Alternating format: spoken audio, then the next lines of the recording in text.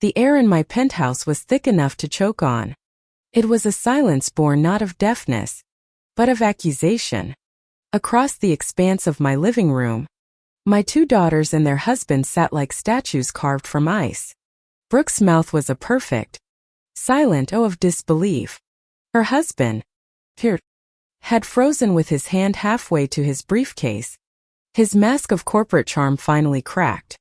On the other side of the room, my younger daughter, Tessa, was openly crying, while her husband Griffin simply stared, his face pale with shock.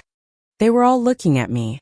Not at the notepad I usually kept by my side, but at my lips, as if they had never seen them form words before. In a way, they hadn't. Not words they could actually hear.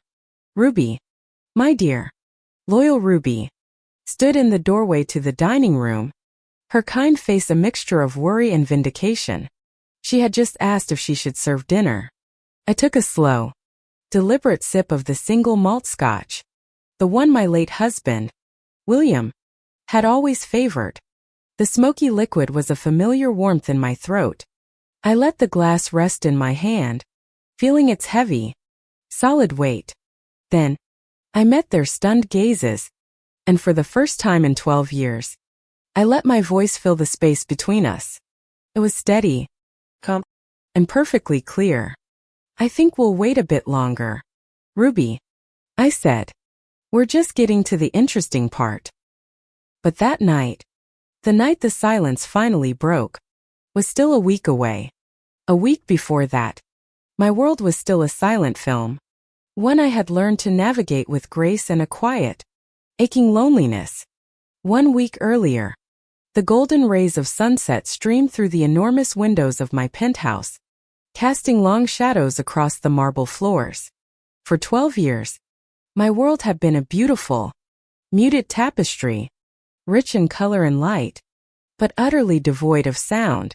I sat motionless in my favorite armchair, the one William had bought for me on our 30th anniversary. My elegant fingers traced the sharp edge of an envelope that had arrived that afternoon. It felt heavy in my hands, heavy with the weight of a decision I had made in the quiet solitude of my own mind. Inside was the confirmation that would change everything. My appointment with Dr. Nathaniel Chun was scheduled for tomorrow morning. After more than a decade of silence, I had chosen a path that not a single soul in my family knew about. The surgery to restore my hearing would be my most carefully guarded secret. My silver hair, a crown I wore with pride, caught the fading sunlight as I gazed at the family photographs. They were arranged meticulously on the mantelpiece, a gallery of happier times. There was William, his smile as warm and genuine as I remembered. In our wedding photo taken 45 years ago, he had been gone for 8 years now. He left me with our successful real estate empire, 2 daughters who had grown distant, and this profound, unshakable silence. The hearing loss had been progressive, a slow fade to black, culminating in complete deafness 12 years ago. I had accepted it, adapted to it, but I had never stopped missing the sound of his laugh. Mrs. Hargrove. The voice wasn't spoken, but signed. Ruby Diaz appeared in the doorway, her hands moving in the familiar, graceful patterns of American Sign Language. She had learned it when I first lost my hearing, a kindness my own daughters had never bothered to extend. For them, it was impatient gestures and hastily scribbled notes. Your tea. I smiled gratefully as Ruby set the delicate teacup on the table beside me. In the 30 years Ruby had worked for the Hargrove family, she had transitioned from a housekeeper to my most trusted confidant. She was the keeper of my quiet world, the one person who saw the woman behind the wealthy, deaf matriarch. Thank you, Ruby. I signed back, my own movements practiced and precise. I hesitated, my fingers hovering in the air. The secret felt like a living thing, a bird fluttering in my chest, desperate to be set free. I trusted Ruby more than anyone, more than my own flesh and blood. I need to tell you something important. I continued signing.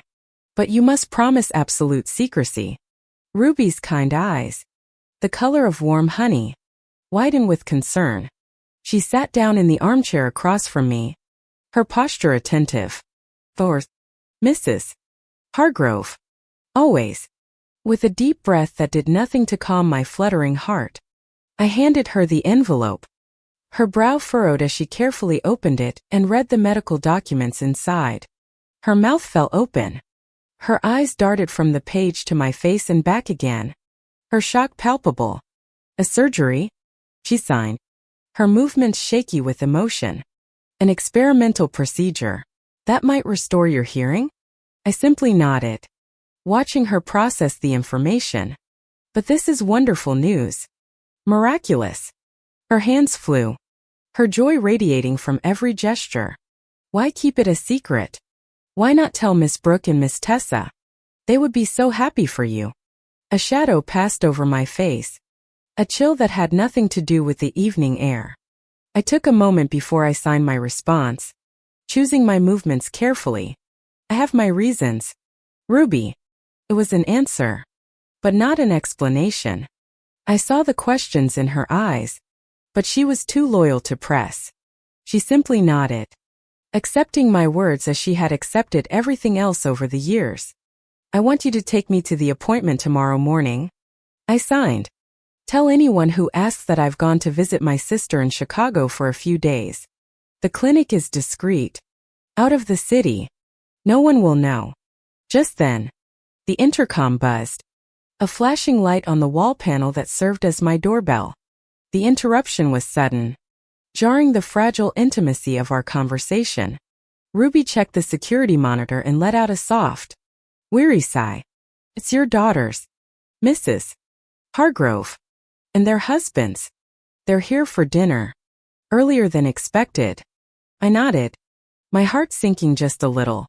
Family dinners had become increasingly tense affairs in recent months.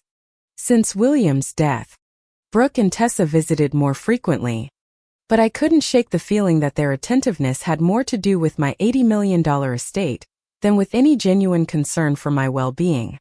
I quickly tucked the envelope into my desk drawer, locking it away. I smoothed down my cashmere sweater, composing my features into the placid, serene mask my family was accustomed to. The private elevator doors opened directly into the penthouse foyer. My family burst in with their usual flurry of air kisses and exaggerated gestures, a whirlwind of noise I couldn't hear but could feel in the vibrations through the floor. Brooke, my eldest at 41, strode in first with her signature confidence, a designer handbag swinging from her arm like a weapon. She was a beautiful woman, but a hard kind of beauty, polished to a high shine. Her husband, Peart, followed close behind. His sharp eyes immediately began scanning the room, as if he were mentally appraising its contents, calculating their worth down to the last dollar. He always looked at my home not as a place of love and memory, but as a collection of assets. Tessa, my younger daughter, entered more hesitantly, offering me a small, timid wave. She had always been the softer of the two, more easily swayed. Her husband, Griffin, strolled in with his hands in his pockets, his gaze lingering on the art collection with an air of covetous boredom. "Mother." Brooke mouthed the word with exaggerated clarity, a habit I found simultaneously patronizing and unnecessary. She bent down to kiss my cheek, her expensive perfume nearly overwhelming. It smelled of lilies and something metallic, like money. "You look wonderful." I nodded, reaching for the small notepad and pen I kept on the side table. It was my primary means of communication with them, constant, tangible reminder of the chasm between us. They had never bothered to learn my language, so I was forced to use theirs, a clumsy, written substitute for real conversation. I wrote quickly, my handwriting still firm and elegant. "Lovely to see you all. Dinner is ready." Ruby, ever the gracious hostess, gestured toward the grand dining room, where she had prepared my famous roast chicken, a recipe William had adored. As we moved toward the table, I couldn't help but notice the way Pierce and Griffin exchanged meaningful glances when they thought I wasn't looking. I saw the tense set of their shoulders, the overly cheerful smiles that didn't quite reach their eyes. Something was brewing beneath the surface. I didn't need to hear to know that. After years of watching people, of reading the subtle cues of body language and expression, I had become an expert in detecting lies. And my living room, at that moment, was full of them. The air was thick with unspoken agendas, and I had a sinking feeling that tonight's dinner was not a social call. It was a business meeting, and I was the primary asset under discussion. The dinner progressed as it usually did. A silent pantomime for me, a lively conversation for them. I sat at the head of the table, a queen in a silent court, watching them talk amongst themselves. They would occasionally turn to include me, their mouths forming slow, simple words, their hands making vague, unhelpful gestures. I nodded and smiled when it seemed appropriate, scribbling short, polite responses on my notepad. The wine is excellent. Yet, the weather has been lovely. Years of lip reading had made me adept at following the general flow of conversations, a fact my family conveniently forgot whenever it suited them. I could piece together fragments, understand the gist of their chatter about stock markets, charity galas, and school admissions for their children. But tonight, their conversation seemed different, more focused. They kept glancing at me, their smiles a little too bright, their attention a little too forced. Then, Brooke put down her fork and turned to me, making sure I could see her lips clearly. "So, Mother," she began, her voice a silent movie I had seen too many times before. "We've been thinking about your properties in the Hamptons. They must be such a burden for you to manage all on your own." I raised an eyebrow, a small, deliberate gesture, picked up my pen. "My management company handles everything quite efficiently," I wrote, sliding the notepad across the polished mahogany. Pierce leaned forward, his corporate smile firmly in place. It was the same smile he used in boardrooms, designed to be both charming and disarming. But wouldn't it be easier, Vivian, to transfer some of those responsibilities? To simplify things? Perhaps put a few of the properties in Brooke and Tessa's names. For tax purposes, of course. There it was. The real reason for tonight's visit. The opening salvo in their latest campaign. I had suspected as much when the invitation for this spontaneous dinner had come yesterday. It was never just dinner. I looked from Pierce's eager face to Brooke's expectant one.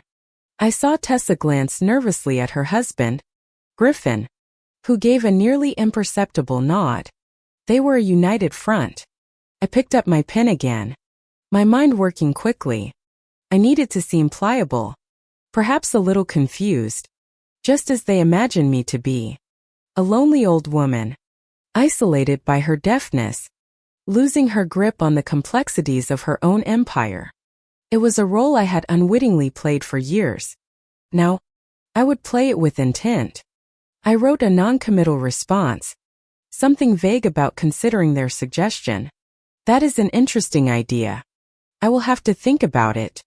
I watched as a wave of relief washed over Pierce's face. He shot a triumphant look at Brooke. They thought they had me. They thought the first domino had fallen. When dessert was served, a lemon tart Ruby had made from scratch. Griffin asked for more wine. It was their favorite, a vintage from my private cellar that cost more than most people's monthly rent. I rose from the table, my movements slow and steady, and headed toward the kitchen to fetch another bottle. As I pushed through the swinging door, I paused. I remained just out of sight, in the small space between the kitchen and the dining room. Through the crack between the door and its frame, I had a clear, unobstructed view of the entire table. Without my presence, they dropped all pretenses. The show was over. The curtain had fallen. And now, I was about to witness the true performance. God, this is exhausting. Brooke sighed, slumping back in her chair the moment the swinging door closed behind me. The carefully constructed posture of the doting daughter dissolved, replaced by a weary petulance. Having to speak so slowly and write everything down. It's like dealing with a child. I stood frozen in the shadows, my hand still on the brass handle of the door. The words, formed by her lips, were clear as day. Each syllable was a tiny, sharp icicle piercing my heart. I had always known their patience was thin, but to see her disdain so nakedly displayed was a different kind of pain. Pierce loosened his silk tie, taking a large gulp of wine. At least she's considering the property transfer, he replied, his voice a smooth, confident line I could read with ease. If we can get the Hamptons houses in your name before she changes her will again, that's $5 million each. Minimum. It's a solid start. Changes her will again? The phrase snagged in my mind. William and I had drafted our wills together years ago. I hadn't changed a thing since his death. Why would they think I had? Unless they had tried to influence it before. Griffin, my other son-in-law, nodded enthusiastically, shoving a large forkful of lemon tart into his mouth. Did you see how confused she looked when we mentioned the tax benefits? He said, his mouth still full. I bet she doesn't even understand half of what we're saying anymore. Age and isolation haven't been kind. Tessa, the least, had the decency to look uncomfortable. She shifted in her seat, her gaze dropping to her lap. She's still sharp. Griffin, don't underestimate her. Her defense was weak. A flickering candle in a storm. Brooke scoffed, a dismissive wave of her hand sending her diamond bracelet scattering light across the room. Oh, please, she said, her lips curling into a sneer. She's a lonely old woman who can't even hear. How would she know what we're really planning? And then came the final, devastating blow, delivered by Pierce with the casual cruelty of a man who believed himself to be utterly untouchable.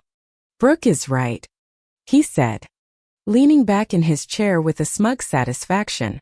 He looked around the table, a king addressing his court of jesters. Pierce has been moving money from her smaller accounts for months, and she hasn't noticed a thing. My breath caught in my throat. It felt as though the floor had dropped out from under me. Theft. Not just a plan to manipulate me into giving away my properties, but active, ongoing theft. Pierce had been stealing from me. My son-in-law, the husband of my child, had been embezzling funds from the empire William and I had bled and sweat to build. My heart constricted so painfully it felt like a physical blow. I steadied myself against the wall, my knuckles turning white as I gripped the doorframe to keep from falling. The crystal glasses on the dining table, the flickering candlelight, the faces of my own children, it all blurred into a sickening, distorted watercolor. They saw a frail, deaf old woman, a relic, an obstacle to be managed, a bank account to be drained. They didn't see me at all. Ruby appeared at my side. Her soft footsteps a vibration I could feel through the soles of my shoes. Her concerned eyes took in my ashen face, my trembling hand. She didn't need to ask what was wrong. She had seen the way they treated me for years. She simply put a steadying hand on my arm. Mrs. Hargrove, are you all right? She signed, her expression etched with a deep, protective worry. I took a shaky breath, forcing the mask of serene composure back onto my face. I could not let them see me break. Not now. Not ever. I straightened my spine, pulling on a reserve of strength I didn't know I possessed. I'm fine. I signed back, my movements a little stiff. Just tired. Please, tell them I'm not feeling well and need to rest. Ruby nodded, her eyes filled with an understanding that went beyond words. She knew. Without hearing a single word. She knew the heart of the matter.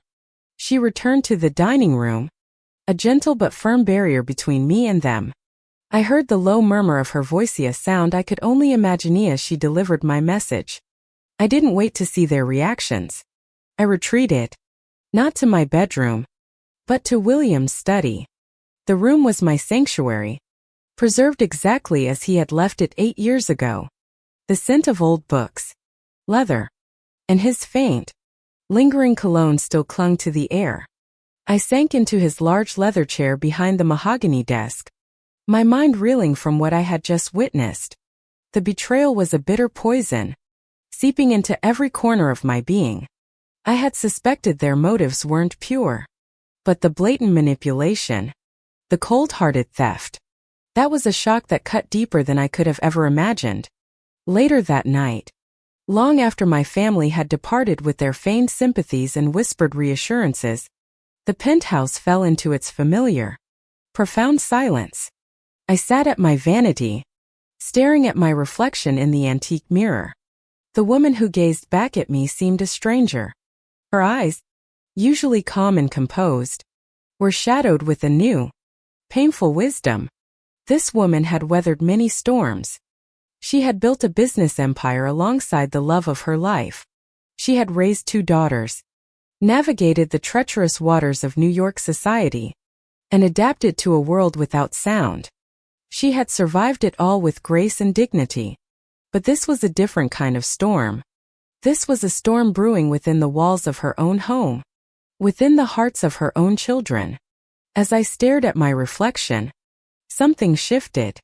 The hurt, the shock, the grief, they began to coalesce, to harden into something else.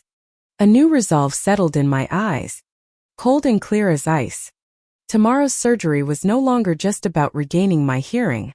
It was no longer a desperate attempt to reconnect with the world that had left me behind. It was about survival. It was about justice. It was about uncovering the full, unvarnished truth of what had been happening in the shadows of my silence. I rose from the vanity and walked to my bedside table. The alarm clock, a special model for the hearing impaired, was set to vibrate at 5 o'clock in the morning. The surgery was scheduled for 7:30. For the first time in years, a smile played at the corners of my lips. It was not the polite, accommodating smile my family was accustomed to. It was not the gentle, wistful smile of a woman lost in memory. This was a smile of grim determination, a smile that held the promise of a reckoning. They believed me to be isolated, diminished, and easy to manipulate. They had no idea what was coming. They had mistaken my silence for weakness. They had mistaken my grace for ignorance. They had forgotten who I was. Vivian Hargrove was not a victim. She was a survivor. And tomorrow, she would begin to fight back. My deafness, which I had long considered my greatest vulnerability, was about to become my most powerful advantage. I slipped under the cool silk sheets, my mind already formulating a plan. The hearing would return. But for them, the silence would remain. It would be a strategic silence, a carefully constructed facade that would allow me to listen. I would hear every lie, every whisper, every secret conversation they thought was safely hidden from my silent world. Let them continue their scheming. Let them continue their patronizing behavior. Let them continue to underestimate the lonely old woman in the penthouse. By this time tomorrow, I would be hearing the world again, and they would have absolutely no idea. Tomorrow would be the beginning of my quiet revolution. The steady, rhythmic vibration of the alarm clock pulled me from a restless sleep. It was 5 a.m. The city outside my window was still a dark, sleeping giant, punctuated by a million glittering lights. I rose without hesitation, my movements precise and purposeful. There was no room for doubt, no space for fear. There was only the plan. Ruby was waiting for me in the kitchen, a cup of strong black coffee already prepared. She looked at me, her eyes asking the question she wouldn't voice. "Are you sure?" I met her gaze and gave a firm, resolute nod. There was no turning back. We left the penthouse as the first hints of dawn were breaking over the East River, slipping out of the building like thieves in the night. The drive to the Hamilton Clinic, a discreet, exclusive medical facility nestled in the rolling hills north of the city, was quiet. Ruby drove, her hand steady on the wheel, while I watched the city skyline recede in the rearview mirror. I was leaving my silent world behind, venturing into an unknown territory of sound. The clinic was the picture of modern, minimalist elegance. No bustling waiting rooms, no harried nurses, just serene, white corridors and the hushed efficiency of private care. Dear Nathaniel Chan met us himself. He was a kind-faced man in his 50s, with eyes that crinkled at the corners when he smiled. He radiated a calm confidence that put me at ease. "Good morning, Mrs. Hargrove," he said, his lips moving clearly. I had researched him extensively. He was a pioneer in his field, a brilliant neurosurgeon specializing in cochlear implants and experimental nerve regeneration therapies. He was my only hope. "Are you ready?" I nodded, feeling a flicker of the nervousness I had suppressed for so long. Lying on the operating table, the pristine white room filled with the steady, silent blinking of medical equipment, I felt a strange sense of peace. The anesthesia began to take effect, a pleasant warmth spreading through my limbs, dulling the sharp edges of my anxiety. Dear Chen's face appeared above me, a kind beacon in a blurry world. "Count backward from 10, Mrs. Hargrove," he instructed. I watched his lips form the numbers. 10, 9, 8. The world faded to black, and I surrendered myself to the hands of science, and to the hope of a new beginning. Hours later, I awoke to a world transformed. The first thing I registered was not sight, but sensation. A peculiar pressure filled my ears, and my head was swathed in soft, sterile bandages. The afternoon sun cast dappled patterns through the blinds of a private recovery suite, painting stripes of light across the crisp, white sheets. Ruby sat vigilantly in a chair beside the bed, her weathered hands clutching a worn paperback novel. The moment she noticed my stirring, she set the book aside and leaned forward, her face a mask of anxious hope. "Mrs. Hargrove," she signed, her movements gentle. "How are you feeling?" I blinked slowly, taking a silent inventory of my body. There was discomfort, a dull ache behind my ears, but no real pain. Before I could form a response, the door opened with a soft click. It was a sound, a small, insignificant, everyday sound.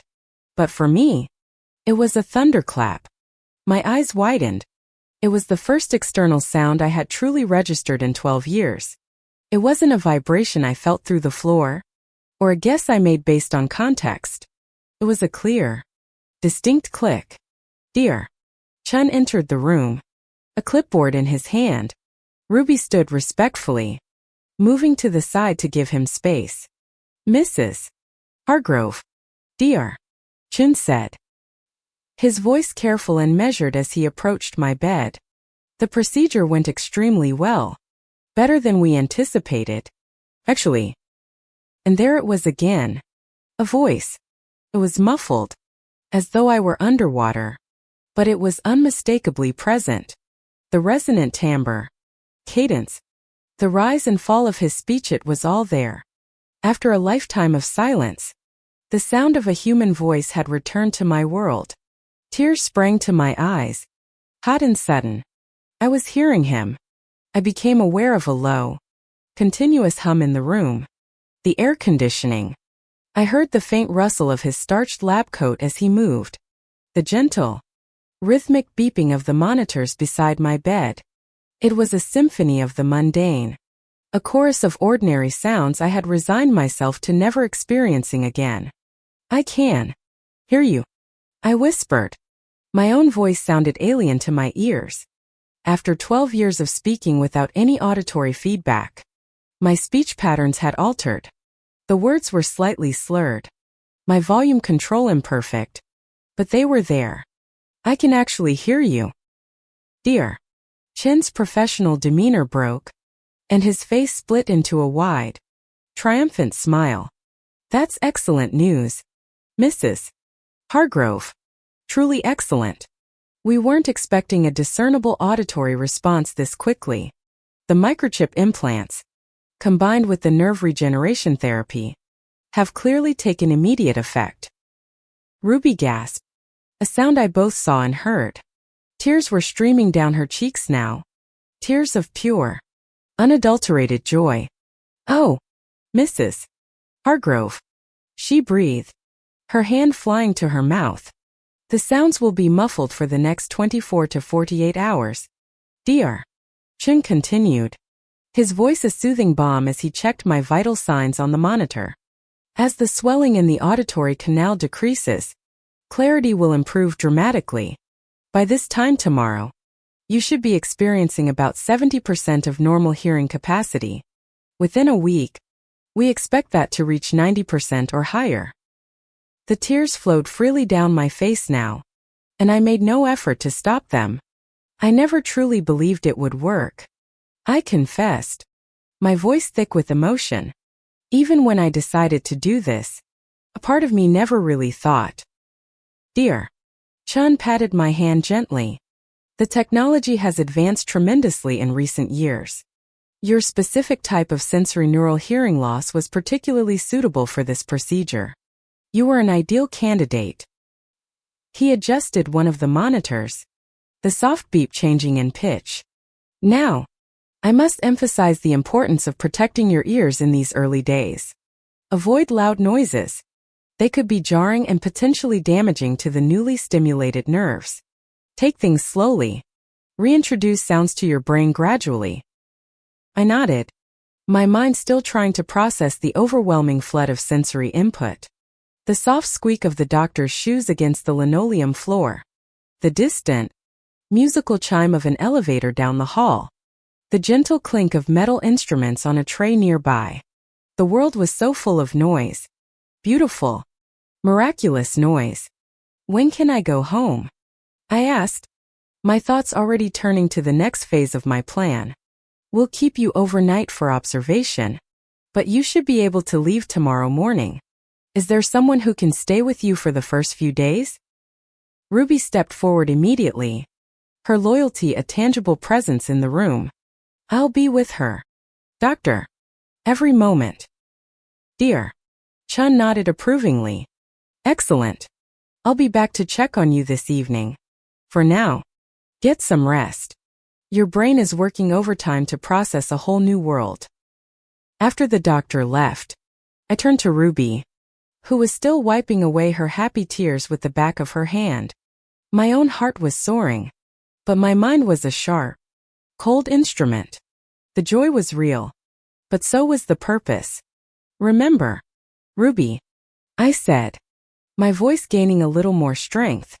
"Not a word of this to anyone. As far as my family knows, I am in Chicago, visiting my sister, and I am still completely and utterly deaf." Ruby's brow furrowed in confusion. "But, Mrs. Hargrove, may I ask why? This is miraculous news. Wouldn't your daughters be overjoyed for you?" My expression hardened, the brief, sunlit joy eclipsed by the memory of what I had seen through the crack in the door. "Based on what I witnessed at dinner last night, Ruby," I said, my voice low and firm, "I'm not so sure their joy would be for me. I need time. I need to understand exactly what has been happening behind my back. In the comfort of my silence." The next morning, I was discharged with a small bag of medications and a set of custom-molded hearing aids. "Dear." Chin explained they would help modulate sound levels as my brain adjusted, protecting the delicate new connections from being overwhelmed. For now, they would serve a dual purpose, protection and disguise. To the outside world, I would appear to be the same Vivian Hargrove, reliant on lip reading and written notes. But beneath that facade, I would be a silent observer, absorbing every whisper, every aside, every secret conversation. As Ruby drove me back towards the glittering skyline of Manhattan, I marveled at the symphony of the car. The low purr of the engine, the gentle whoosh of the tires against the asphalt, the rhythmic, reassuring click of the turn signal.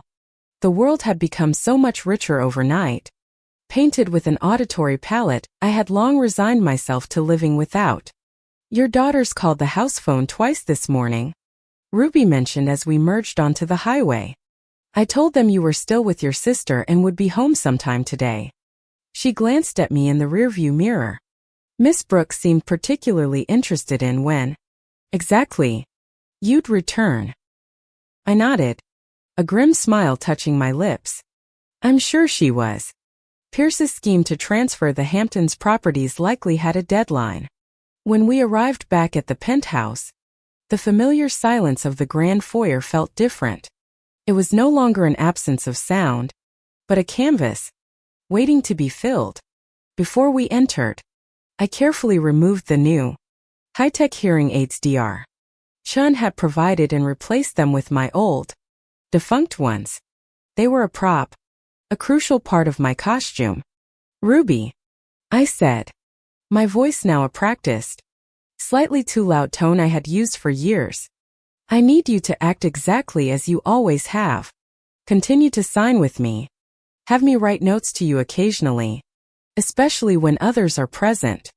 Nothing can seem different. Ruby frowned slightly, her loyalty warring with her confusion. For how long, Mrs. Hargrove? Until I discover the full extent of what my family has been doing, I replied, my voice dropping back to a normal volume. Pierce mentioned moving money from my accounts. I need to know everything. My first call was to my longtime attorney, Stanford Walsh. He had been William's closest friend and my steadfast advisor since his death.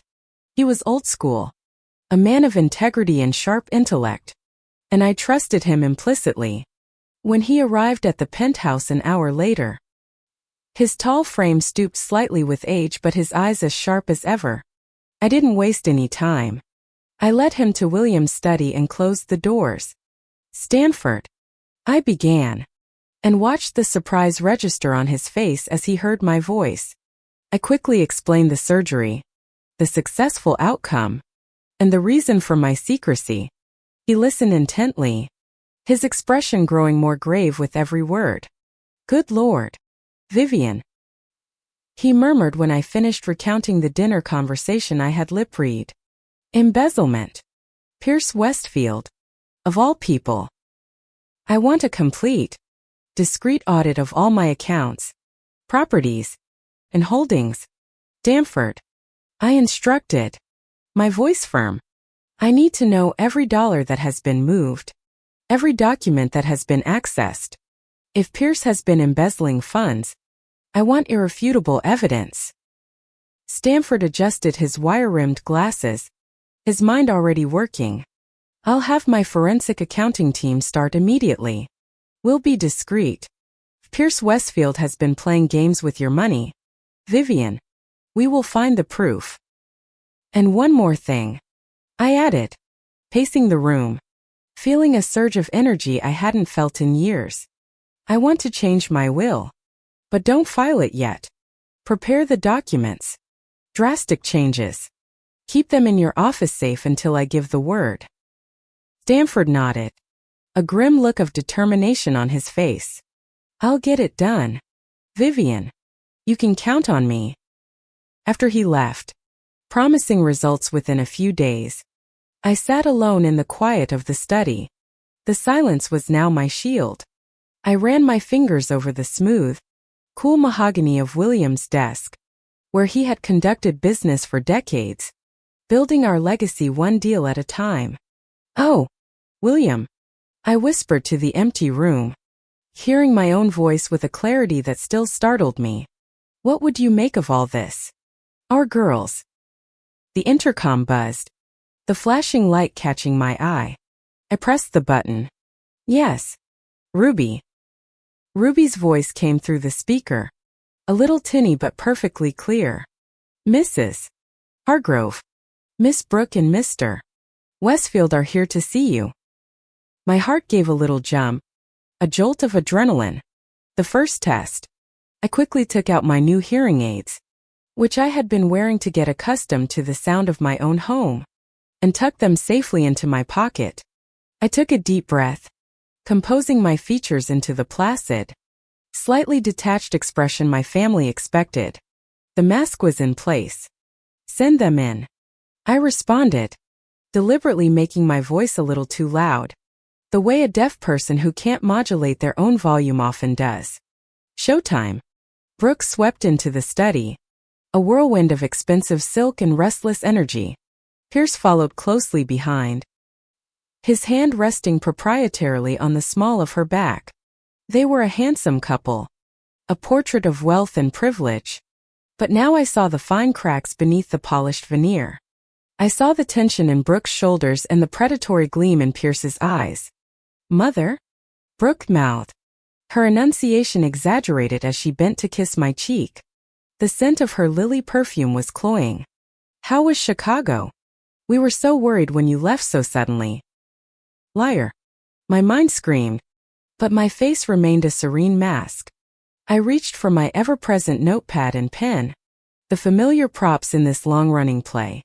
As I wrote, I was acutely aware of every sound in the room, a secret symphony only I could hear. Brooke's impatient sigh, so soft it was barely a breath.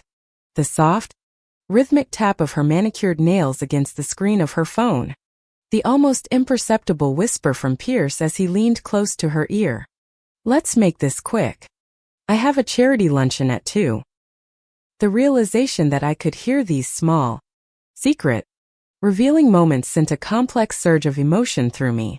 It was part vindication, part deep, profound sadness. For years, I had filled the silence with my own imagined narratives. I had interpreted their expressions as loving, their visits as evidence of genuine concern. Now, the curtain had been pulled back, and the machinery of their motivations was laid bare, cold, mechanical, and utterly self-serving. I finished writing and pushed the notepad towards them. "Lovely visit. My sister sends her regards." Pierce settled into the leather armchair across the desk from me, the one usually reserved for William's most important clients. He crossed his legs, the picture of relaxed confidence, but I could hear the slight, telltale tremor in his voice when he spoke, the tremor of a practiced liar.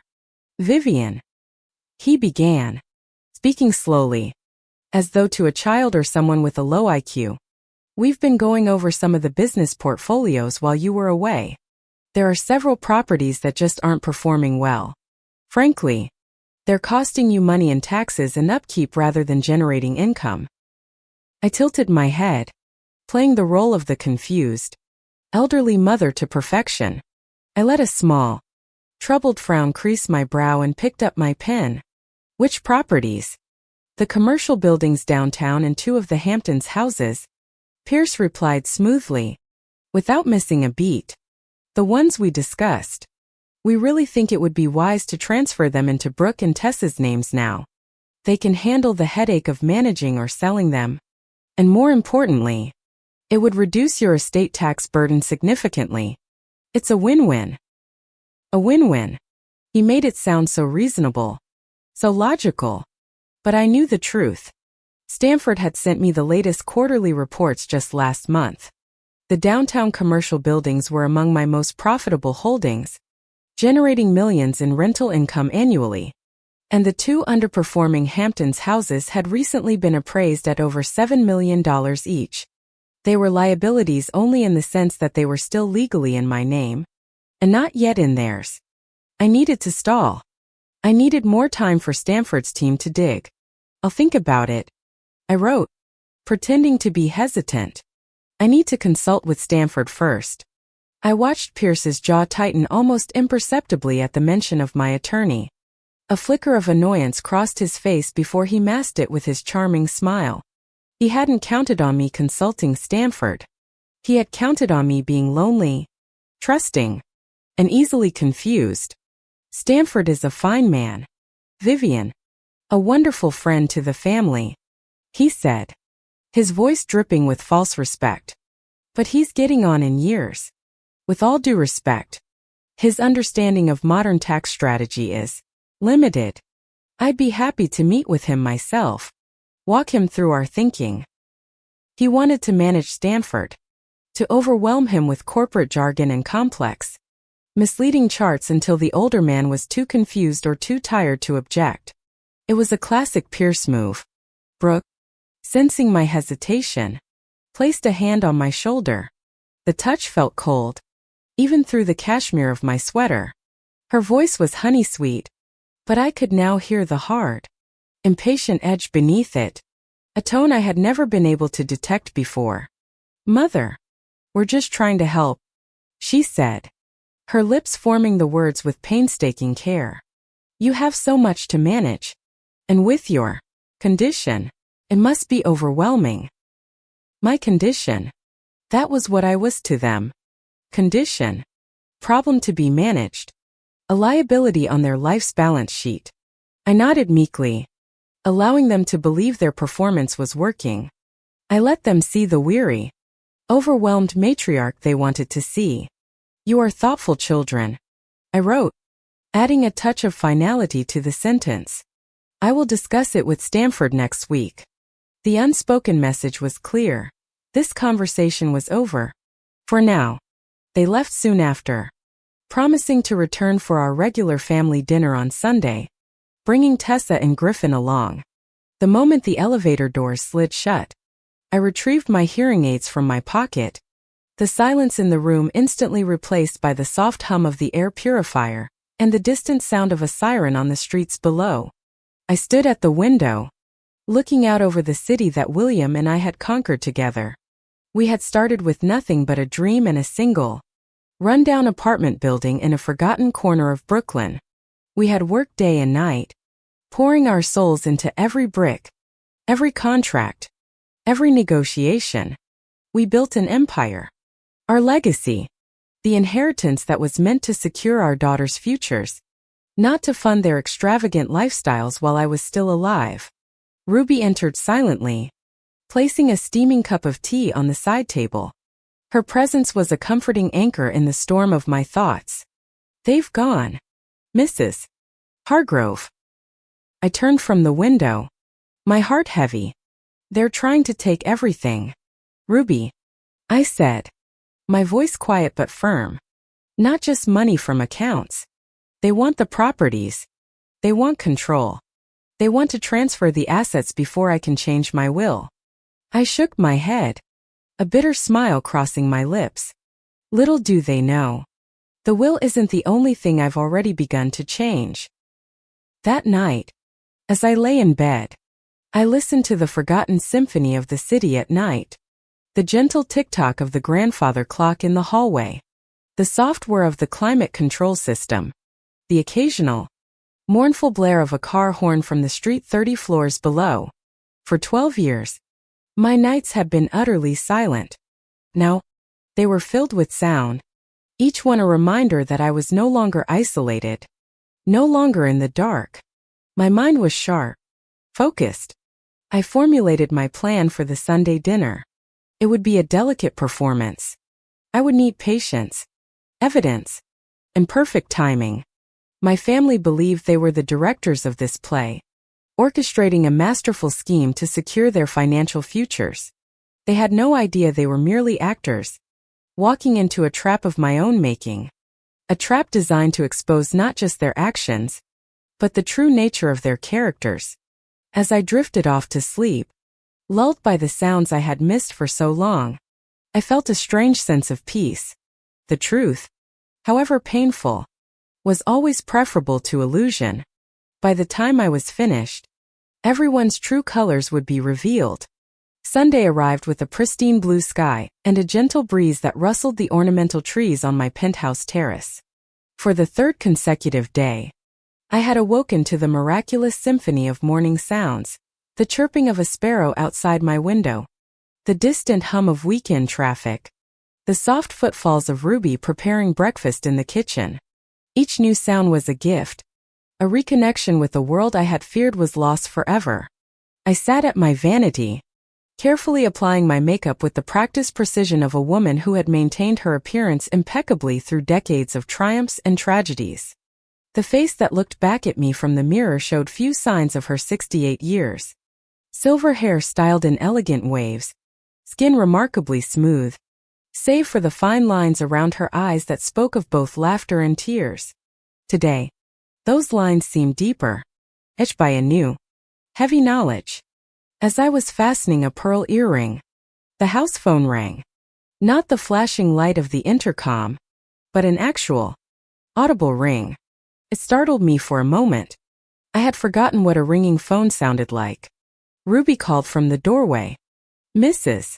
Hargrove, Stanford is on the phone. He says it's urgent." I nodded, my heart quickening. I reached for the receiver, keeping my new hearing aid in. This was a conversation I needed to hear with perfect clarity. "Stanford," I said, my voice measured and calm. "What have you found?" The attorney's voice came through the line, crisp and clear. But his professional tone was tinged with an unmistakable, righteous anger. "It's worse than we suspected, Vivian. Much worse." He didn't waste any time.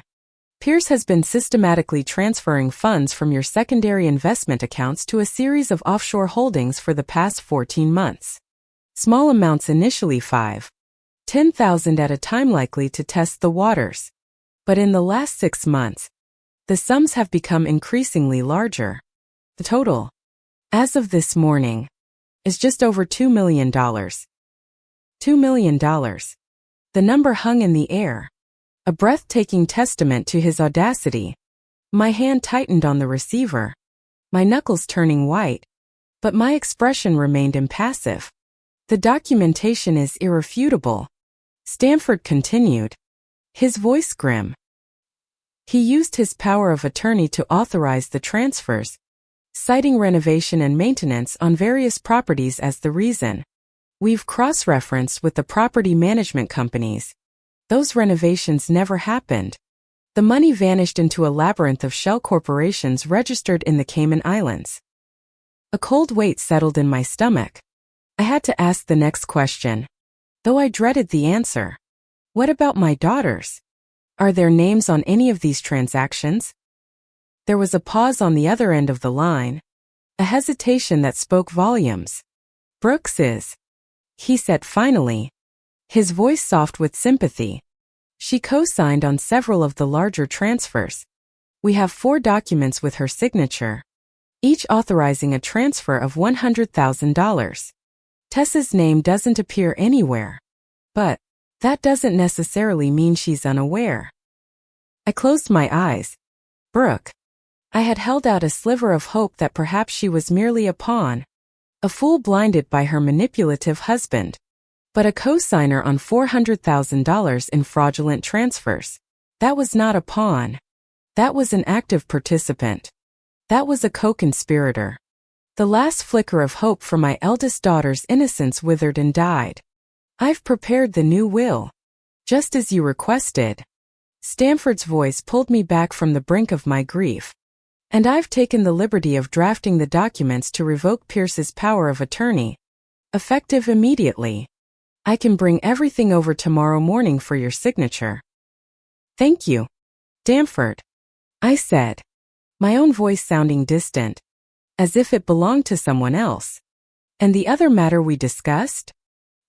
He prompted gently. "The trust restructuring?"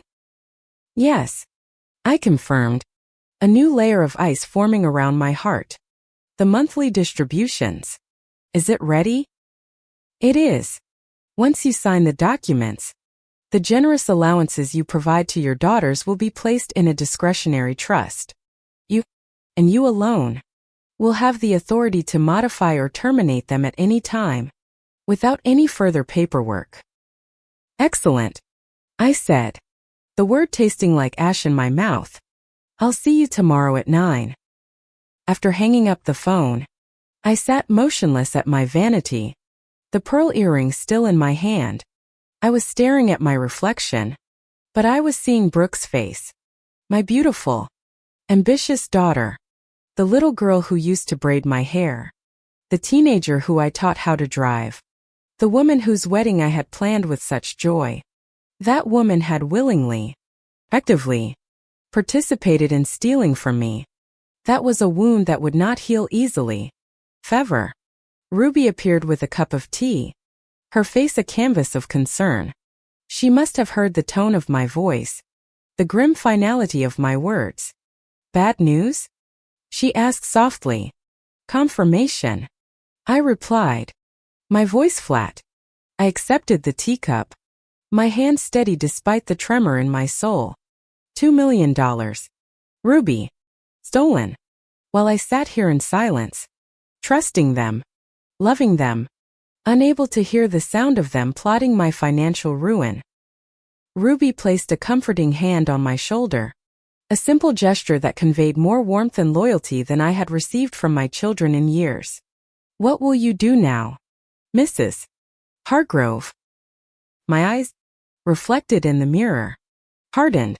The hurt was still there, a deep, burning coal in my chest, but it was now overlaid with a cold, clear purpose.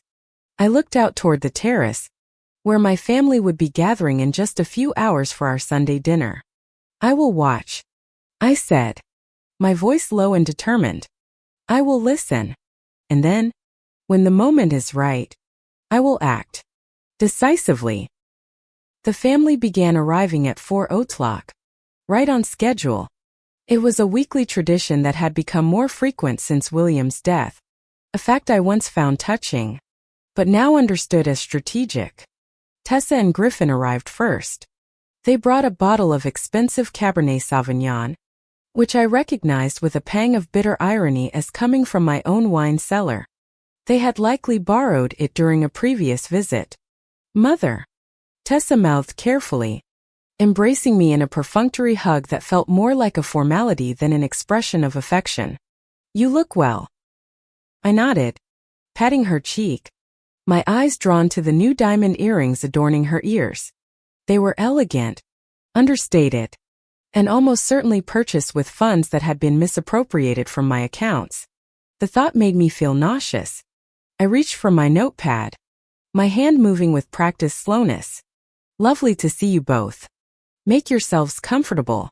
As Tessa and Griffin moved toward the living room, I kept my new hearing aids in, hidden beneath my hair, and I heard their whispered conversation perfectly. Did you talk to Brooke? Griffin asked, his voice low and urgent. About the offshore account access?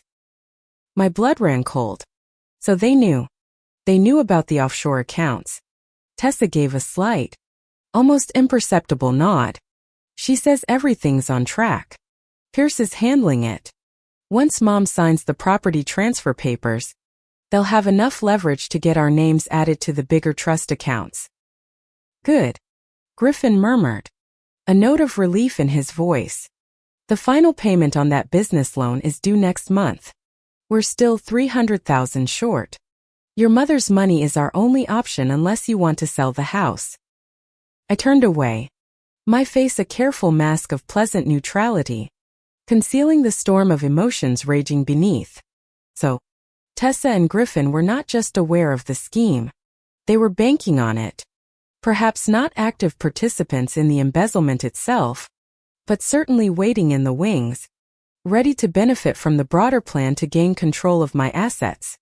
Their desperation had made them complicit. Brooke and Pierce arrived 20 minutes later, bringing with them their usual aura of barely concealed impatience. Brooke was dressed immaculately in a designer sheath dress that I estimated cost upwards of $5,000. Pierce carried a sleek leather portfolio that immediately set my nerves on edge. Paperwork. No doubt. The property transfer documents for me to sign. Mother, Brooke exclaimed with her usual exaggerated clarity, air-kissing both my cheeks. I've brought the documents we discussed. Very simple. Just a few signatures needed. We can take care of it after dinner. I smiled placidly, ignoring her comment. I gestured toward the dining room where Ruby was setting out appetizers. I wrote on my notepad, after dinner is fine. Let's enjoy our family time first. Pierce's expression tightened for a fraction of a second before he forced a smile. Of course, Vivian. No rush at all. As we gathered around the grand dining table, I observed my family with a new, terrifying clarity. Without the impediment of my deafness, the dynamics were starkly apparent. The impatient glances exchanged between Brooke and Pierce whenever I took a moment too long to write a response. The condescending way Griffin over-explained simple concepts, as though my hearing loss had also rendered me intellectually impaired. The way Tessa nervously checked her phone every few minutes, clearly bored by the obligation of dining with her mother. So, Mother, Brooke began once the main course had been served. Have you given any more thought to our discussion about the properties? I tilted my head questioningly, putting on my best performance of a confused, slightly overwhelmed old woman. I pretended not to fully understand, forcing her to repeat herself. Picked up my pen. Which properties? Brooke's smile tightened almost imperceptibly.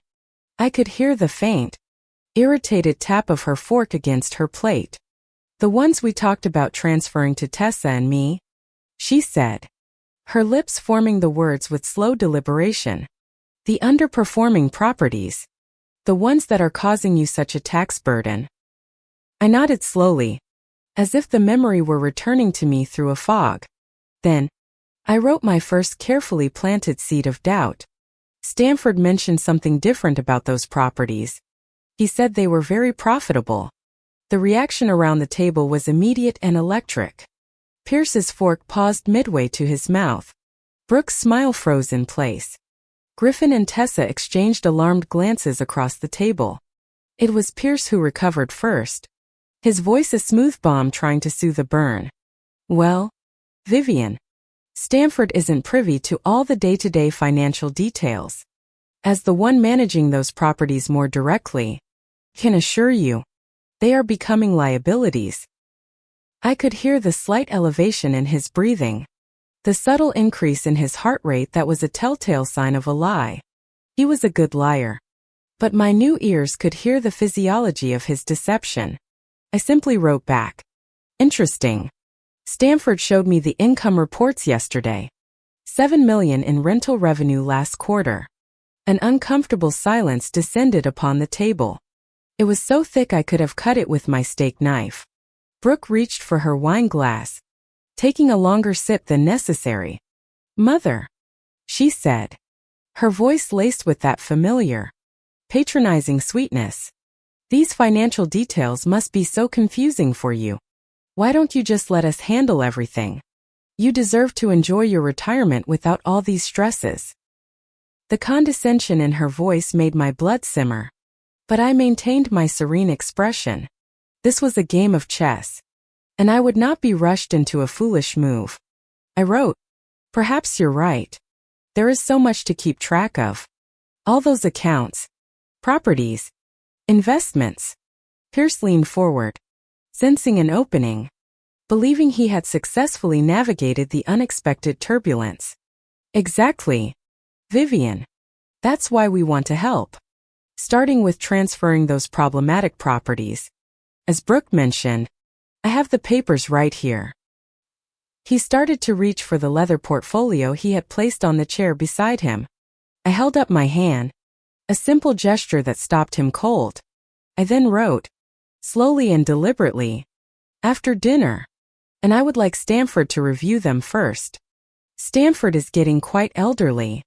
Mother. Brooke interjected quickly, a note of panic in her voice.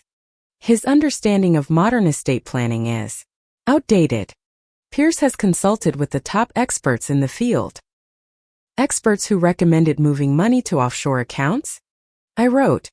I pushed the notepad into the center of the table and watched their reactions. The effect was like throwing a grenade into the room. Pierce's face drained of all color. Brooke's wine glass, halfway to her lips, froze in midair. Griffin's eyes widened in pure alarm, and Tessa suddenly became intensely interested in the pattern on her dinner plate. I don't know what you mean, Pierce said finally, his voice steady but his eyes betraying a wild panic. I smiled. An enigmatic, gentle smile. The smile of a deaf old woman who couldn't possibly understand the complexities of what she had just written. I picked up my pen one last time. Just something Stanford mentioned. I wrote. I probably misunderstood. My mistake. The tension around the table was a palpable thing. A fifth guest at our dinner party. They finished the meal in a strained, Relative silence. The easy chatter had evaporated, replaced by furtive glances and forced, monosyllabic answers to Ruby's polite offers of more food or wine. I could hear their accelerated breathing. I heard the whispered later from Pierce to Brooke when she tried to catch his eye. I heard the nervous, incessant tap of Griffin's foot against the leg of his chair. A frantic rhythm only I was aware of. For the first time since this ordeal began, I had introduced doubt into their perfectly orchestrated plan. I had planted a seed of fear, the suggestion that perhaps deaf, isolated, aging Vivian Hargrove wasn't quite as oblivious as they had assumed. After dinner, we moved to the living room for coffee. The room, usually a place of comfort and warmth, felt like a courtroom. They sat stiffly on the silk sofas, their coffee cups untouched on the coasters before them. Pierce, having recovered a semblance of his composure, decided to press his advantage, likely believing my last note was a lucky guess, a random shot in the dark that had coincidentally hit its mark. He once again produced the leather portfolio and laid it on the coffee table between us. "Vivian," he said, his voice regaining its smooth, persuasive tone. "The property documents." As I said, nothing complicated. Just a simple transfer of deed to alleviate your tax burden and simplify your estate. I picked up the sheaf of papers. I made a show of putting on my reading glasses, a deliberate piece of theater. I examined the documents with painstaking slowness, turning the pages one by one, my brow furrowed in concentration. In reality, my eyes were scanning for one thing, and I found it almost immediately. The deception was even more audacious than I had imagined. The simple transfer included not just the two Hamptons properties they had discussed, but 3 additional high-value commercial buildings downtown, the very core of my rental income, and, to my horror, my beloved lake house in Vermont. The lake house was my sanctuary, the place William and I had built together, the place filled with our most cherished memories. It had almost no market value compared to the other properties, but its sentimental value was immeasurable. They were trying to take that from me too. They were trying to erase my memories, to steal my past as well as my future. I put the papers down and picked up my pen. My hand was shaking slightly, this time with genuine rage. These documents include more properties than we discussed. Pierce smiled his infuriatingly smooth smile. For maximum tax advantage, our advisors recommended grouping the transfers. It creates a more robust portfolio for the girls to manage. It's all quite standard, I assure you. Standard. He used that word as if it were a magic incantation, capable of turning blatant fraud into sound financial planning. I nodded thoughtfully, playing along. "I'll have Stanford review these tomorrow." "He's coming at 9 o'clock. "Tomorrow?" Brooke interjected, her voice sharper than she intended. The panic was bleeding through her carefully constructed facade. "Mother, there's no time for that. These need to be filed by the end of business on Monday for the quarterly tax advantage to take effect. There's really no time for Stanford's review." "Such urgency," I wrote, my gaze moving from Brooke's panicked face to Pierce's strained one. For something supposedly so routine. Another uncomfortable silence fell, broken only by Griffin making a clumsy attempt to change the subject. "The garden looks beautiful, Vivian," he said, gesturing vaguely toward the terrace. "Those new rose bushes must have cost a fortune." The mention of money was the opening I had been waiting for. I turned my full attention to him, my gaze steady. "Speaking of money," I wrote, my pen strokes bold and clear. "Has anyone seen the latest statement for my primary investment account? The one Pierce manages?" Stanford mentioned some discrepancies. The atmosphere in the room shifted instantly from uncomfortable to glacial. Pierce cleared his throat, a dry, rasping sound. "What sort of discrepancies?" he asked, his voice tight. I looked him straight in the eye and wrote 2 simple words. "Missing funds. The dam broke." "Mother, there must be some misunderstanding." Brooke jumped in, her voice artificially light and brittle. Pierce handles everything meticulously. He's a genius with finances. Yes. Pierce agreed quickly, latching onto her defense. Perhaps Stanford is looking at outdated statements. I moved some investments around recently, into higher yield accounts. It's all completely documented. Of course. Fourth, I wrote, my face a perfect mask of polite, placid interest. The evening concluded shortly after that. They fled, making transparent excuses about early morning meetings and children's activities they had to prepare for. As the elevator doors slid shut behind them, I turned to Ruby, who had been observing the entire drama quietly from the periphery, her face a study in stoicism. I pulled the hearing aids from my ears and the world went blessedly silent for a moment. Then, I put the new, functional ones back in. Did you hear all that?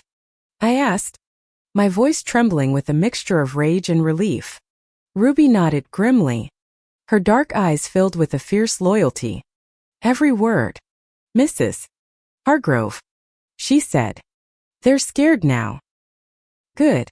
I replied, moving to the large window to watch as my family exited the grand lobby of the building far below. Through the perfectly clear acoustics of my new hearing aids, I could hear Pierce's angry, frantic voice as he spoke into his phone on the sidewalk, his words carrying up through the crisp night air. She knows something. I'm telling you. He was saying urgently to someone on the other end. The offshore accounts. The transfers. She knows. We need to accelerate the plan. Get the rest of the money moved this week, before she can lock us out. They were planning their next move. But so was I. The following morning, Stanford arrived promptly at 9, a thick leather briefcase in his hand. His gray eyes were sharp behind his glasses, his handshake firm despite his 70-plus years. He wasted no time with pleasantries. The evidence is conclusive, Vivian, he said, spreading a series of financial statements and wire transfer receipts across the mahogany desk in William's study. Pierce has been systematically draining your smaller accounts and moving the funds through a complex series of offshore holdings. The pattern suggests he was testing the waters, working his way up to larger transfers. He was getting bolder. He pointed to a document, a copy of a wire transfer authorization. And Brooke, he said, his expression softening with sympathy. Her signature is on these 4 transfers, each for $100,000. There's no ambiguity. I'm afraid. It's her signature. I nodded, my face composed despite the pain coursing through me. I had already mourned the daughter I thought I had. Now was the time for action. And the new arrangements. Stanford, are they ready? All prepared, he confirmed, producing a second, thicker set of documents from his briefcase. He laid them out before me. Once you sign these, Pierce's power of attorney is revoked. Your daughter's monthly allowances, the company cars, the credit cards, the access to the vacation properties, all of it will be placed under a new discretionary trust. You will have sole control. You can turn it all off with a single phone call. He pushed another document forward. And this is the new will. Drastically different from the current one. As you requested, the bulk of the estate goes to the charitable foundation you and William established. Modest trust funds are set aside for your daughters, but they can only be accessed when they turn 60, or in the case of a genuine, documented medical emergency. All property holdings remain under the management of the foundation. I picked up the heavy, gold-plated fountain pen that had been William's. With a steady hand, I began to sign each document. My signature, as elegant and controlled as ever, flowed across the pages.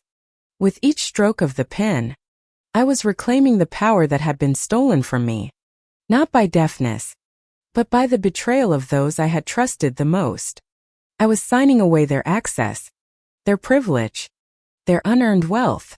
I was signing them out of my financial life. What will you do now, Vivian? Stanford asked softly as he gathered the signed documents, his work now complete. My gaze drifted to the family photograph on my desk. A picture taken years ago, when William was still alive and the girls were younger. Their smiles genuine and bright. A time when I believed family meant loyalty, not opportunity. Now, I said quietly, turning to face him, the plan solidifying in my mind. I wait. I wait for the perfect moment to reveal the truth. And when I do, nothing will ever be the same again. The perfect moment, I decided, would be Friday night. 3 days passed in a quiet storm of activity that went entirely unnoticed by my family. While they were likely scrambling, whispering on the phone, and accelerating their plans, Stanford's team was working with surgical precision.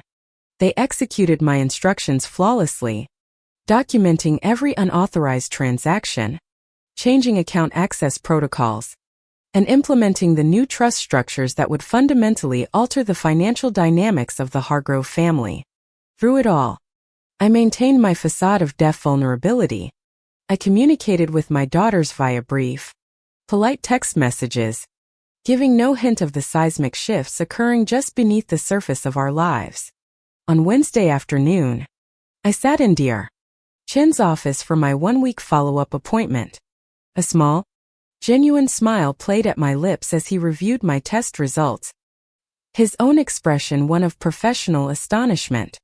Remarkable, Dr. Chin said, genuine amazement in his voice. Vivian, your auditory recovery has exceeded our most optimistic projections. You're currently testing at 95% of normal hearing capacity across all frequencies. For someone who was profoundly deaf for 12 years, these results are, well, they're nothing short of miraculous. I nodded, my hands folded calmly in my lap. The sounds of his office were no longer a muffled symphony, but a crisp, clear composition. The rustle of the paper on the exam table, the gentle hum of the computer on his desk, the ticking of the clock on the wall, each sound was distinct, perfect. The world is so much clearer now, I said. Even better than I remember from before. The neural pathways have adapted exceptionally well, Dr. Chin explained, setting aside my chart. And how are you adjusting psychologically? Reintegrating sound can be overwhelming for some long-term deaf patients. I paused, searching for the right word. It's been illuminating, I said carefully. I'm hearing things I never expected to hear. Dr. Chin nodded sympathetically, misinterpreting my meaning entirely. That's common. Many patients report being surprised by the sounds they'd forgotten. Refrigerator hums, the sound of their own footsteps, the ticking of a clock. Yes, I agreed, a flicker of a private smile on my lips. Those, too. I didn't bother to explain that the most surprising sounds had been the calculating, greedy discussions of my family when they thought I was safely cocooned in my silent world. Have you told your family yet? He asked, his brow furrowed with concern. Support from loved ones is crucial during this transition. My expression remained placid, betraying none of the turmoil churning beneath. Not yet, I said. I'm waiting for the right moment. As Ruby drove me home from the appointment, I gazed out at the familiar city streets, my mind working through the final details of my plan. The trap was set. The legal framework was in place. All that was left was to spring it. Ruby, I said, my voice firm, I'd like you to call my daughters. Invite them and their husbands for dinner on Friday night. Tell them I have important financial matters to discuss, and I've decided to sign the property transfer documents. Ruby glanced at me in the rearview mirror, her eyes wide. All of them together? After what you know. Are you sure that's wise, Mrs. Hargrove? Absolutely, I replied, my voice carrying a steely determination that brooked no argument. It's time to end this charade.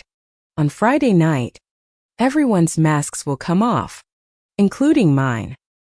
When we arrived back at the penthouse, I was surprised to find Tessa waiting in the building's grand lobby, pacing nervously near the private elevator bank.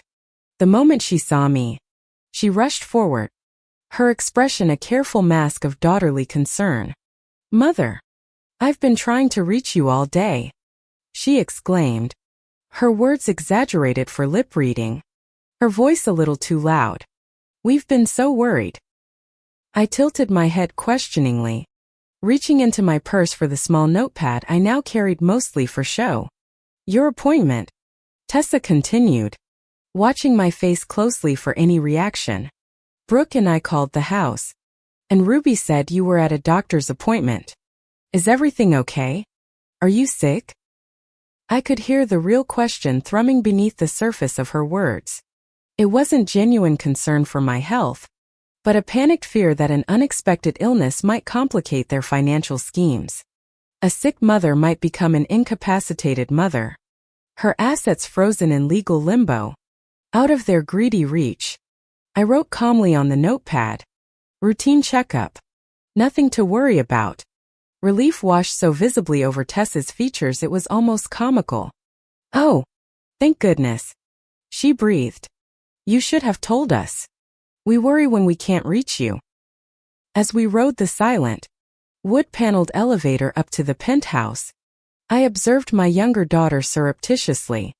Tessa had always been the more sensitive of my two children, more easily influenced, a follower rather than a leader.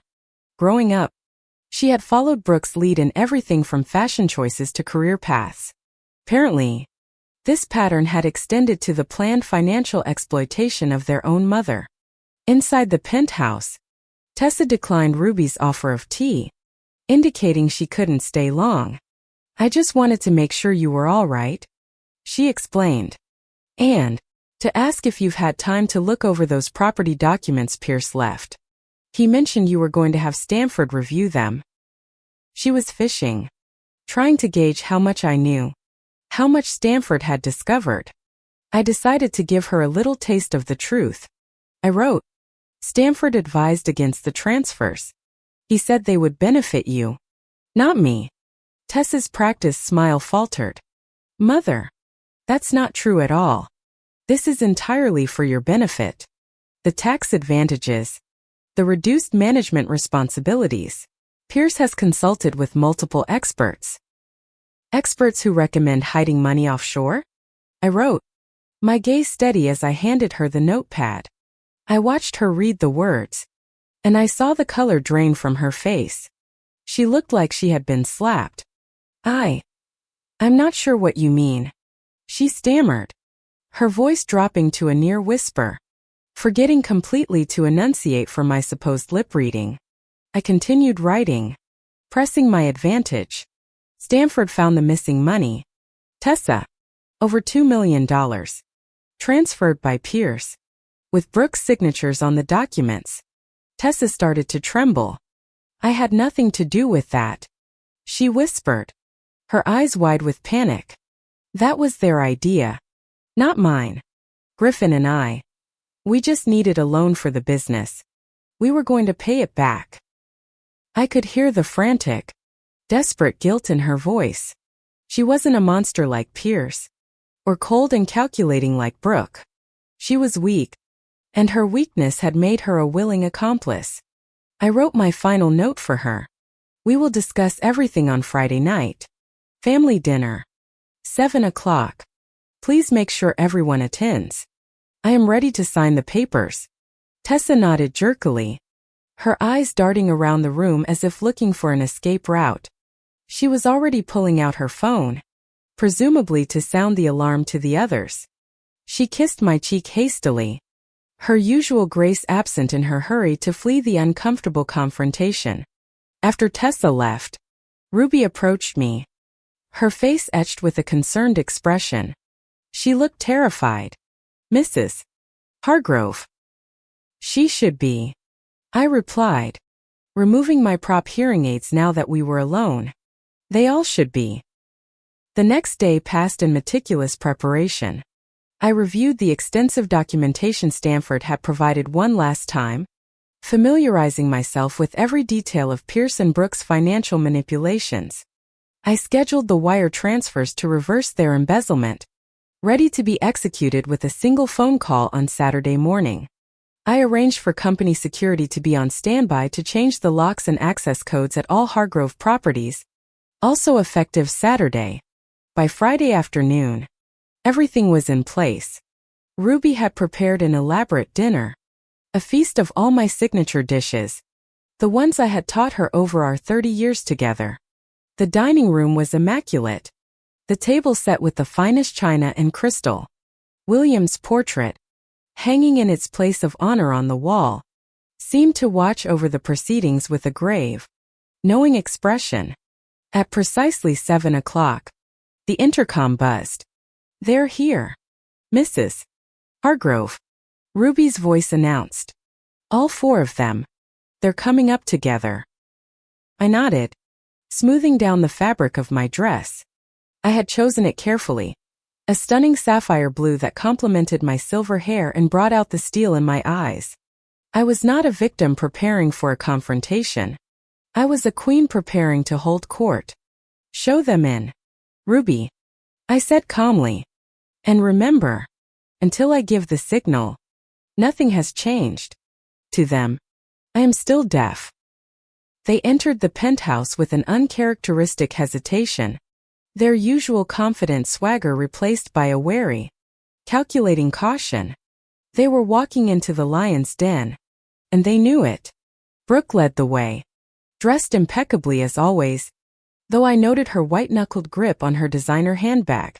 Pierce followed, his corporate smile firmly in place, but I could see the strain around his eyes, the subtle tension in his jaw. Griffin and Tessa entered last, both looking distinctly uncomfortable, like children being called into the principal's office. "Mother," Brooke greeted me, her voice a little too bright, her enunciation painfully exaggerated. She kissed my cheek, a cold press of lips against my skin. "You look lovely tonight. Is this a special occasion?" I smiled enigmatically, a silent Mona Lisa. I picked up my notepad. "Family is always a special occasion," I wrote. "Shall we eat first? Or would you prefer to discuss business immediately?" The 4 of them exchanged quick, nervous glances. It was Pierce who stepped forward, taking charge as always. "Perhaps we should clear the air first, Vivian," he said slowly and clearly. "There seems to have been some misunderstanding about the financial arrangements." I nodded and gestured toward the living room, where I had already arranged the stacks of documents on the coffee table, the evidence, and the trap. As they seated themselves on the plush sofas, I could hear a cacophony of nervous sounds, the accelerated rhythm of their breathing, the nervous tap of Brooke's heel against the hardwood floor. A whispered, "Let me handle this," from Pierce to a pale-faced Griffin. Pierce began his well-rehearsed explanation, his voice oozing with practiced sincerity. "Vivian, Stanford may have misinterpreted some of the financial movements in your accounts. Yet, I've transferred funds between various holdings, but always with the sole goal of maximizing your returns and minimizing your tax exposure. These offshore accounts you mentioned are perfectly legal tax havens, used by wealthy families all over the world. Sophisticated, but standard practice." I watched him impassively, my face a blank canvas, letting him weave his web of lies. "And the $2 million? I wrote, pushing the notepad towards him. "A temporary transfer." He replied without missing a beat. "Capital being positioned for a major investment opportunity in the European market. Every single penny is accounted for and working for your benefit." Brooke leaned forward, her expression a mask of earnest concern. "Mother, you know we would never do anything to harm you or your finances. Everything we've done has been to protect your estate. Our family legacy." "Our family legacy," I wrote. "Then you won't mind if we review the documents together." I gestured to the damning stack of papers on the table. A flicker of alarm crossed Pierce's face. These are highly complex financial instruments, Vivian. Without the proper background, they can be very confusing. Try me, I wrote, my expression challenging. For the next 20 minutes, Pierce attempted to explain away the evidence Stanford had so meticulously compiled. He wove an increasingly convoluted narrative of investment strategies, tax loopholes, and market projections, digging himself deeper with each elaborate deception. Throughout his monologue, I remained silent, watching, listening, letting him hang himself with his own rope. Finally, when he finished his grand justification, a triumphant smile on his face, I stood up. I walked to the bar cart in the corner of the room, my movements slow and deliberate. I could feel 4 pairs of eyes tracking me, their confusion mounting. I poured myself a small measure of William's favorite single malt scotch. Ruby appeared in the doorway, right on cue. "Mrs. Hargrove," she said, playing her part perfectly. "Shall I serve dinner now?" I turned to face my family, the architects of my betrayal. I took a small sip of the scotch, letting the fiery liquid fortify me.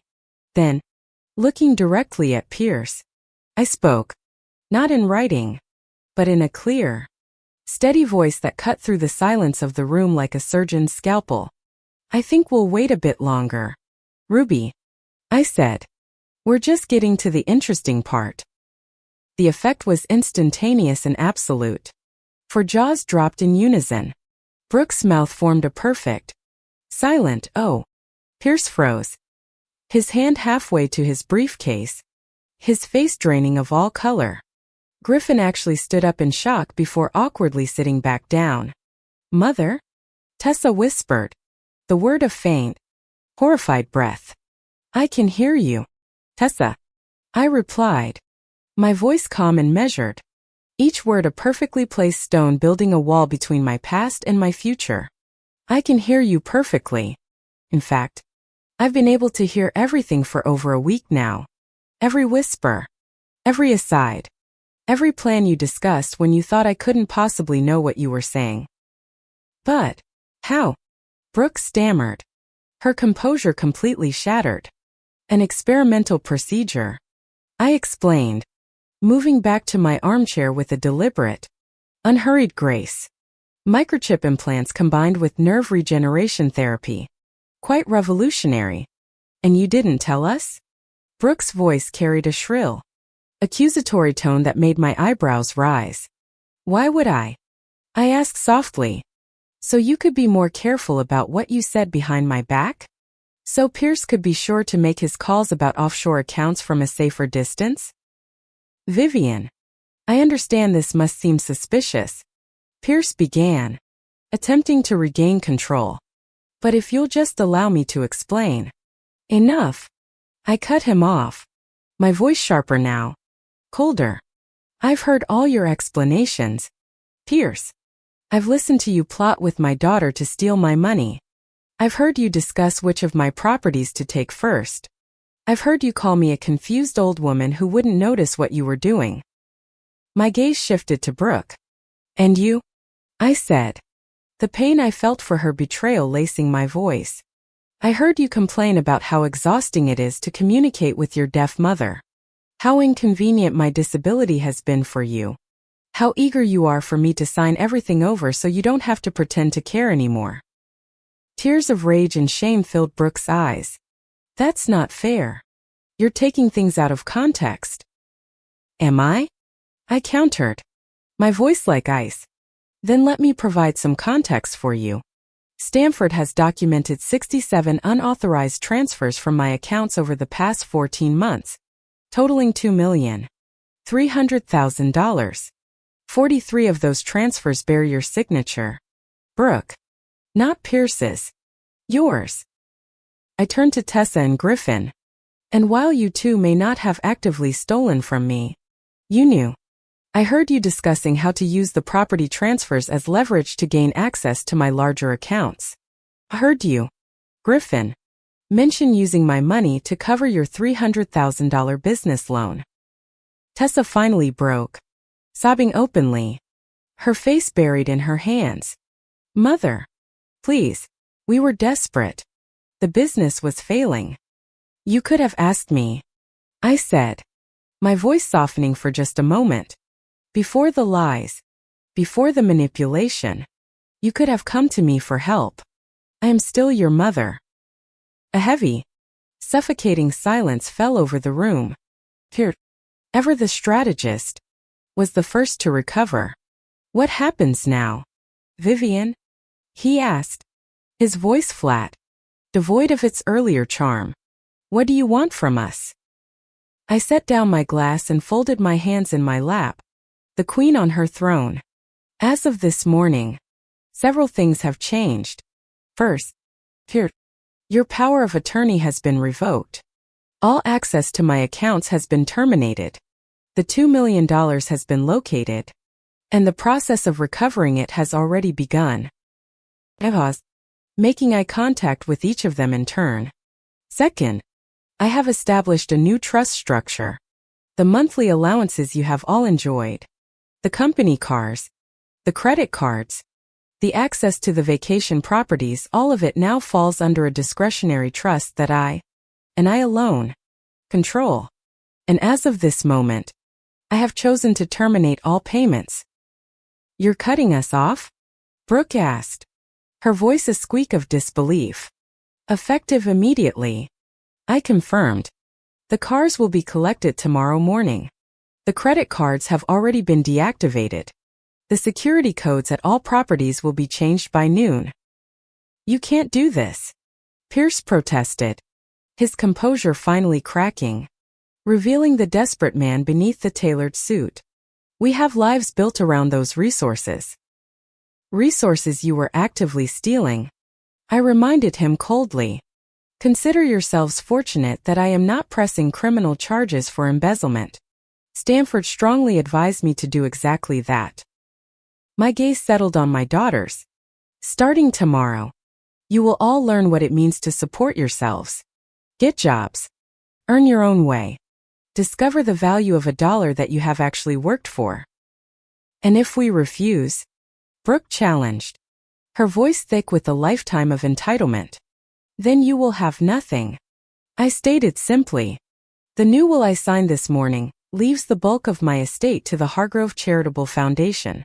Only if you demonstrate genuine, lasting change will I ever consider reinstating you as beneficiaries. Pierce stood abruptly. This is emotional blackmail. Actually, it's my money. Here, I replied calmly. Money you tried to steal. Now, Ruby has prepared a lovely dinner. You are welcome to stay and eat. Or you can leave. The choice is yours. But understand this, the financial dynamics of this family have changed. Permanently. How we proceed from here is entirely up to you. Without waiting for their response, I rose and walked into the dining room, my head held high. Behind me, I could hear the stunned, shattered silence of my family as they faced a future stripped of every privilege they had ever known. The reckoning had begun. In the months that followed, their world fell apart, and then, slowly, began to rebuild itself on a new foundation. Here, true to form, disappeared after a failed legal challenge, leaving Brooke with a mountain of debt and a fractured ego. Tessa and Griffin lost their business and their house, but in the crucible of their hardship, they found a strength and a partnership they never knew they had. It was a long and painful process. There were tears, apologies, and small, tentative steps towards forgiveness. Brooke took the humbling entry-level job I offered her at my company and, to my surprise, began to thrive. Tessa started a small freelance business from their tiny apartment, her creativity finally flourishing without the pressure of Griffin's grand ambitions. They started visiting me again. Not for money, but for advice, for conversation, for family. 6 months after that fateful night, I invited them to dinner. I cooked myself, the familiar motions a comforting balm. We talked and laughed with an ease that had been absent for years. I saw in their eyes not the reflection of my wealth, but a genuine respect and a rediscovered love. That night, I told them I had amended my will once more, reinstating modest but secure trust funds. You don't have to do that, Mom, Tessa said, her eyes welling with tears. I know I don't, I replied, reaching across the table to take her hand. And that's precisely why I'm doing it. You've earned back my trust. My journey from silence back to sound had been about more than just hearing. It had taught me how to truly listen. My deafness, once my greatest vulnerability, had become my salvation. It had revealed hard truths, forced difficult choices, and ultimately, it had restored not just my hearing, but my family. In the silence, I had learned to listen. In the listening, I had found my voice. And in finding my voice, I had found my way back to them.